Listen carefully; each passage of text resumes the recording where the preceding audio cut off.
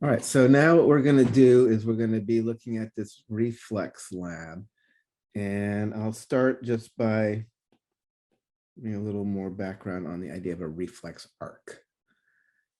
A reflex arc basically starts with some kind of a stimulus.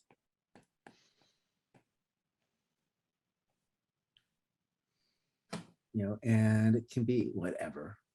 It might be you see something or you feel something, or it could be internal thing like your blood sugar spiking. It's whatever, it's a stimulus. There's something. Then there is integration.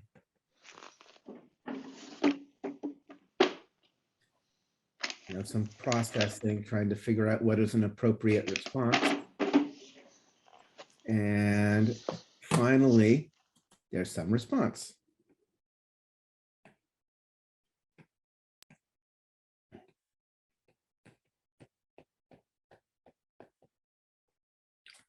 Right, this could be your blood sugars going up. The response is releasing insulin, which is going to tell your cells to bring it up. Or the stimulus might be there's a bright light in your eye, integration happens, and the response is to constrict your pupil to let in less light, right? There's so many different options here. There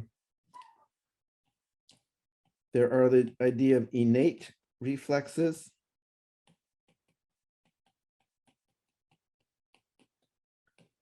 Versus learned or conditioned.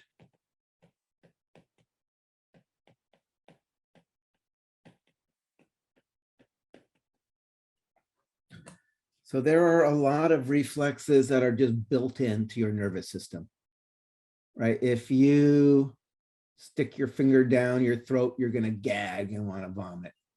If you shine a light in your eye, your pupil will constrict. If you step on a tack, you're going to withdraw your leg and pull it away from this painful stimulus. So those are innate reflexes. Innate reflexes are the ones that are just built into your nervous system. Again, things like withdrawal reflex, you pull away from pain. We're going to see the stretch reflex in a little bit that helps you kind of maintain your posture and stuff. Now, as opposed to learned reflexes, those are things that aren't, they don't come built in, but your system has the ability to create these reflex arcs, through learning. When you're born, you don't know if you see the brake lights in front of you turn on that there's anything in particular to do. But at this point, after you've been driving for a long time, you see the brake lights go on, you immediately push your own brake and kind of slow down because you're not thinking like, oh, their brake light, or the lights are on in front. That means they're probably putting on their brakes, which means they're going to be slowing down, which means I probably need to slow down. So that means I better slow down my car, which means I need to use my foot to push on the brake pedal. It's like, no, it's like you see brake lights, your foot goes down. That's like a learned reflex. I can't do this because we're not in the classroom, but it's like if every time I walked by somebody, I just whacked them on the head, and they're like, what's up with that? And if I just, it started to be a pattern. It's like, they might think one off like, oh, that was weird. But if it keeps happening, every time I walk by them, I like whack them on, or here, I can like, I'm doing here. I just changed Caitlin's name to something that's annoying, and if every time I did that, she eventually would just stop showing her square, because it's like you start learning these things. If I'm whacking you on the head, you're going to start just pulling away as soon as you see me. These are learned or conditioned reflexes, like the Pavlov's dog, right? If a dog hears a bell, it's like, whatever, he hears a bell. But if he hears a bell and you give him meat enough times, but eventually he's just going to hear the bell and he's going to start salivating, getting ready for meat. That's a conditioned reflex. That's like the classic from the literature. So just kind of putting that out there. The reason the innate reflexes are the ones we're looking at today. And these are really an important part of a neurological workup because they can give you information on whether or not your nervous system is working right, because we know how it's supposed to work if everything is going well. So we can test it out, shine a light in your eye and see, does the pupil constrict appropriately? Whack on the person's patellar tendon, which we'll talk about, and do they kick out the way they're supposed to? So these are ways to assess the health and proper functioning of somebody's nervous system, is understanding what the innate reflexes are, what a typical response is, how to elicit them, and then observing whether or not the response is what you expect. And if it's not what you expect, then trying to interpret what does that actually mean. So most of today's lab is more kind of looking at a variety of reflexes and what typical responses are. The first part, if I should mention, there's like part one. This is got objective and hypothesis. About half of you did it, about half of you have not. You were supposed to do it. We'll talk about this a little more in a bit. This is the part with the knee patellar tendon reflex and Gendrasix and all that.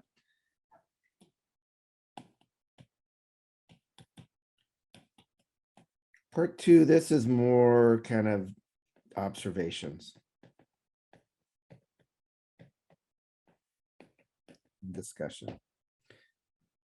Basically, you are going to be introduced to a variety of different reflexes.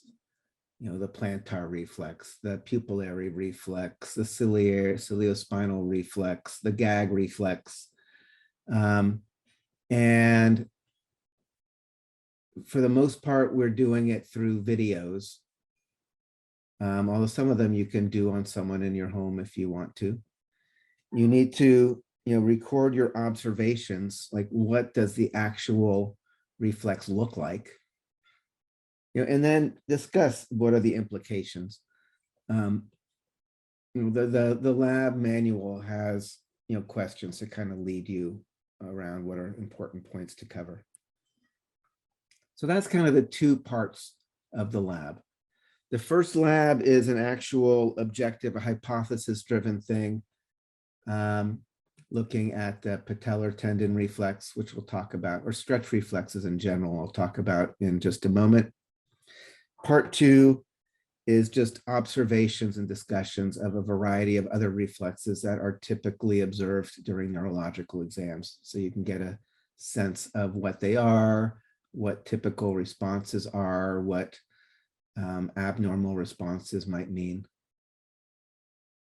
So that is the lab.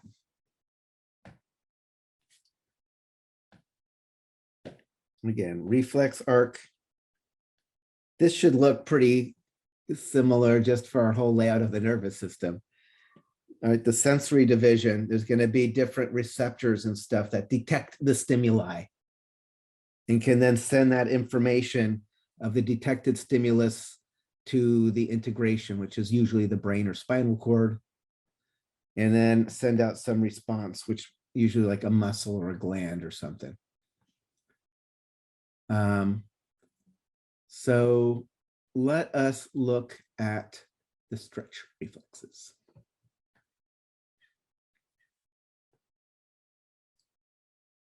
Actually, a couple of more terminology that we need.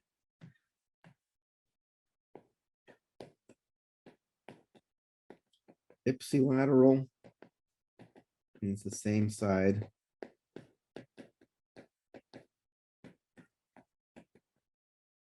Contralateral goes opposite side.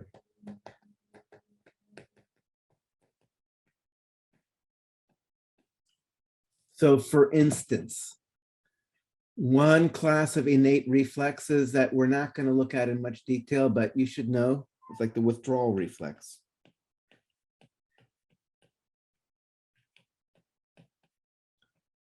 This is basically you pull away from pain, pull away from painful stimulus.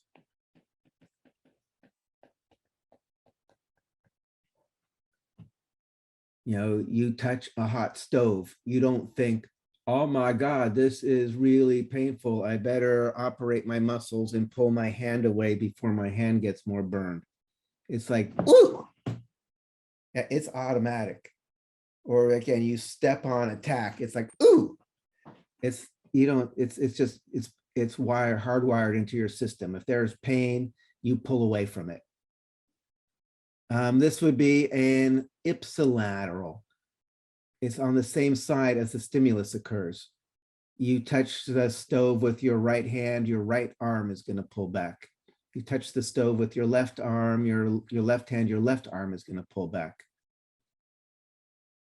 So ipsilateral means happening on the same side of the body. There's a thing called the crossed extensor reflex.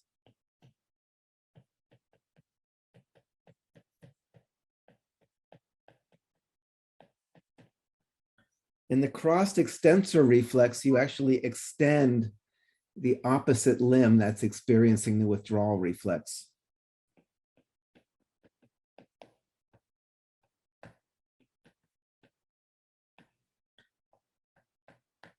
So for instance, you step on a tack with your right foot is going to pull away, but your left leg is going to actually extend, straighten out. So this is going to be contralateral. We're going to have an ipsilateral withdrawal from the painful stimulus. You step on a tack with your right foot, your right leg pulls back, but your left leg, the contralateral limb, is going to extend. You know, why is that going to make sense? For like balance? Balance. Exactly, for balance. If you're pulling up the foot that's stepping on the tack, the opposite leg is going to extend so you don't keel over. You know, so this is an example. You can have an ipsilateral response, pull away the foot that's experiencing the pain, a contralateral response, extend the leg that's on the opposite side of the body from the pain. Sometimes you get what are called consensual responses. So, you know, it's basically both ipsi. You have the ipsilateral response, but then also the contralateral response. We'll see an example of that a little later. This idea of a consensual response. Like the side of the body that's getting the stimulus is reacting, but the opposite side that didn't get the stimulus is also reacting. This is going to be important when we look, like, for instance, at the pupillary responses. It's not just the eye that you shine the light into that's going to actually constrict, but even the eye that doesn't get the light is going to have a response that you're going to be able to notice. So that this is just kind of more vocabulary to like feel like you are on top of this all. Okay. Now we'll get to stretch reflexes.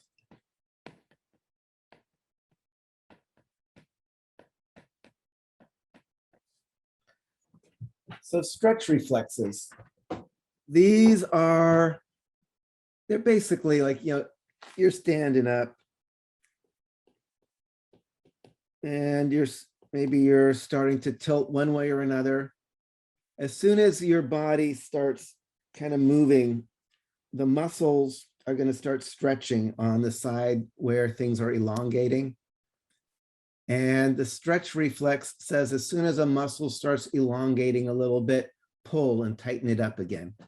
So this basically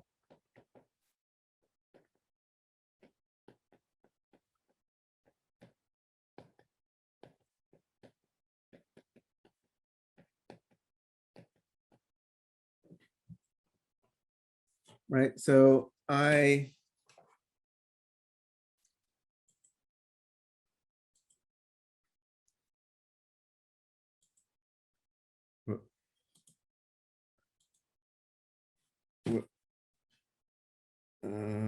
wait, this is not supposed to be there. There we go. So like here, I am here, you know, if I'm starting to like move sideways, the muscles on this side of my body are going to get stretched out. There'll be an automatic reflex that tightens them up and pulls me back. If I'm going this way, and these muscles on this side of my body start getting stretched out, there'll be an automatic reflex pulling me back. I mean, I'm obviously exaggerating it, making it silly looking, but the basic idea is as soon as things start stretching one direction or another, there's an automatic reflex that just kind of tightens it back in. So that's just hardwired into your system. When the muscles stretch, there is a signal that comes back from the CNS that pulls them back with a little bit of tension. And it's really easy to make it happen. It's the classic thing where you whack on somebody's knee with a hammer.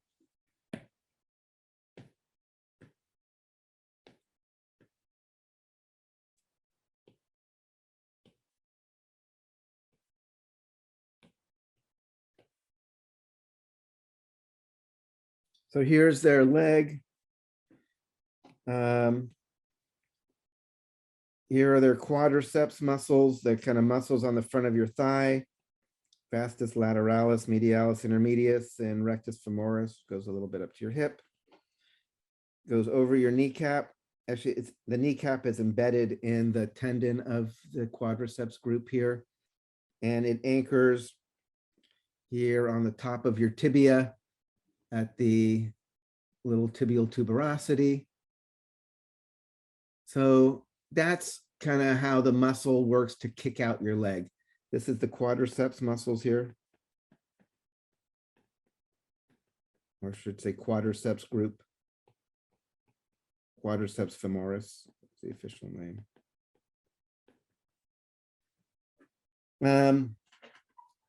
There's also a group underneath the hamstrings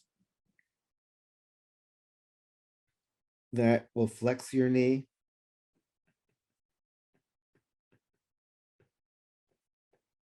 So this is kind of the anatomy you need. If you want to kick your foot out, you'll contract the quadriceps. If you want to bend your knee, you'll contract the hamstrings. So that's the basic layout of the anatomy. Then we need to add in the neuro. Let's put in somebody's brain and spinal cord here.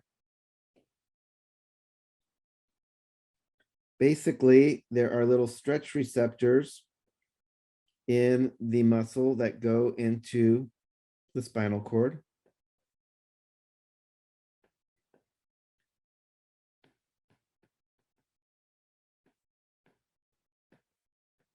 It's officially called a muscle spindle.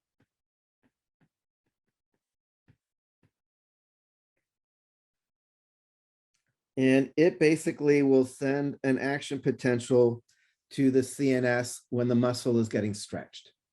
So it is the stimulus. The stimulus is there's a message coming from this special little receptor that tells the brain and spinal cord that the muscle is stretched. This particular stretch reflex that I'm going to describe is what's called a monosynaptic reflex, meaning it's got one synapse. That is going to make a synapse and it will go onto a motor neuron, and the motor neuron will activate the muscle.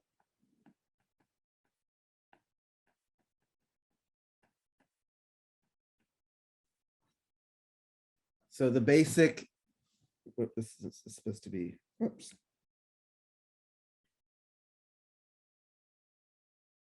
So basically, a signal comes in that the muscle is stretched. There's one synapse that activates a motor neuron that then will trigger the muscle to contract. So that's the basic idea of a stretch reflex. It turns out there are also other parts to it, more polysynaptic things where you can like add what we call reciprocal inhibition.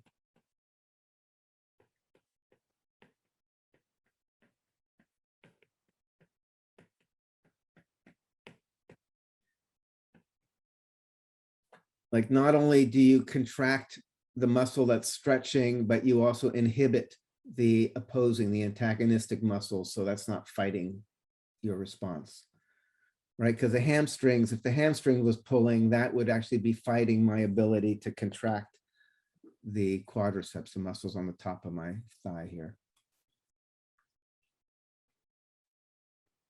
So this is the whole thing. You can make it go by whacking somebody on this tendon. This is the patellar tendon. You can actually just feel it's kind of like a soft spot underneath the kneecap. When you pull, when you hit there, it stretches the muscle, activating that stretch receptor there. And that's going to trigger zip, zip. And then this muscle contracts and you'll see the leg kick out. Does that make sense? Basically, when you hit that patellar tendon with that hammer, you're stretching out the muscle. And by stretching the muscle, you're triggering this stretch reflex. Does the name muscle spindle, that's actually referring to the nervous structure in there, the actual like group of receptors? Yeah, the specialized receptor is called a muscle spindle. And it's made out of neurons as well as these specialized muscle fibers that we'll talk about later. Okay.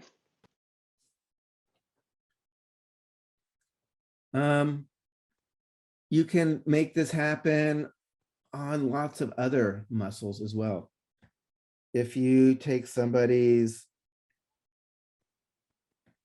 foot here,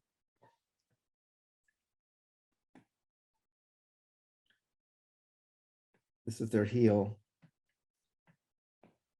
This is their calf muscle. Actually, this is a horrible picture.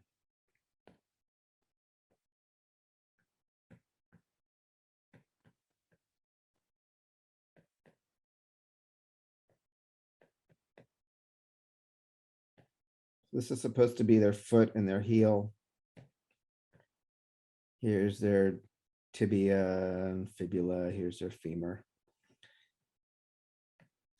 You have your whole triceps suri, the quadriceps. So it's the on the back of your calf.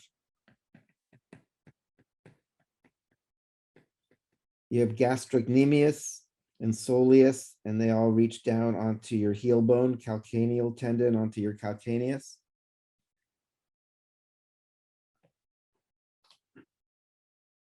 When this muscle contracts, it makes you point your toes, stand on your tippy toes, because it's pulling on your heel. You can make this trigger easily as a stretch reflex by using the little hammer, but do it on your calcaneal tendon, on your Achilles tendon here. If you hit there, it's going to stretch this muscle, your gastrocnemius.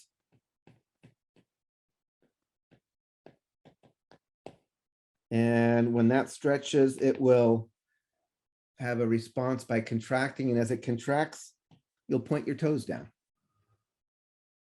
So this is another place to check for the stretch reflex.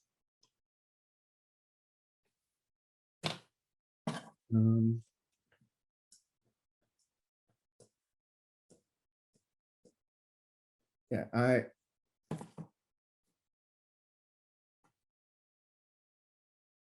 like if I have, so I have all these tendons here that go and my carpi extensor muscles that can make my wrist go up. If I hit them right, I'm just going to have a response where they're going to activate and pull and my wrist will go up. Same thing if it was my calf on my heel. It's just harder to show on a screen than if I did it on my knee. So you can test it out all over the place. So that is kind of a given.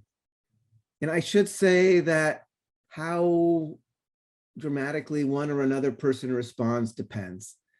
Every once in a while, we get people where they really don't seem to have much of a easy to elicit reflex at all. And there's nothing wrong with them. It's just for some people, it's really hard to see it. But usually it's pretty easy to see. So for our lab, for the lab that is the objective hypothesis lab, our dependent variable is just the magnitude of that stretch reflex. How large is the response? How far do you kick out? How dramatically do you point your toes? What is the independent variable? For those of you who have done this. Whether or not you did the maneuver, the Janus sex, is that what it's called? Or I forget. Thank you. Maneuver. So Gendrasics, I don't know, I'm dating myself backwards, like G.I. Joe and the Kung Fu grip. It's like you get your fingers like, this, and you get them together and you pull really hard. You just keep pulling and keep pulling and keep pulling. And while you're pulling, they try to do the reflex on you, hit your knee or hit your Achilles tendon while you continue to pull. So this is also something people do as part of a neurological exam. It's not just some goofy way to embarrass physiology students. What is the expected result when somebody is doing Gendrastics maneuver and they have the reflex done on them? A greater response. Yeah, a greater response. Why does that make sense? An excited spinal cord. Yeah, so there's different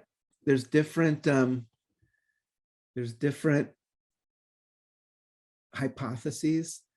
Like the stuff that's on Wikipedia is the least compelling to me. There's ones that are much more compelling out there about kind of elevated levels of excitation. Like when you're doing this, all these messages are going up and down your spinal cord, muscular and sensory. And so all of these neurons are busy, which means they're probably lots of stuff are closer to threshold than they would have been if you were just totally relaxed, which means you send a message into the spinal cord, it's more likely you're going to send more neurons over their threshold than you would have if you weren't doing Gendrastics, because a lot of your neurons are closer to being at threshold already. Think about, right? Again, it's hard to do in Zoom. Wait, Catlin, I meant to fix that. I didn't mean to leave you with this bad name. Sorry about that. That was just supposed to be just for the moment. Happens every day. But if you were in, like, if we're getting close to Halloween and all these, let's say, you're in the classroom and somebody taps you, because they're trying to get your attention. You're probably going to look over your shoulder and like, oh, who's there? What do they want? But what if instead it was like some horrible, like Halloween horror movie, and it's already half the class was dead, and you're just like slipping over puddles of blood trying to just move around, and then all of a sudden, like, you feel a tap on your shoulder. It's like, bah! It's like the whole system is already just way closer to some response than it would have been, when it was just at rest. So, that to me makes more sense about what's going on, or maybe a mix of things. But minimally you get to see, is there a response? So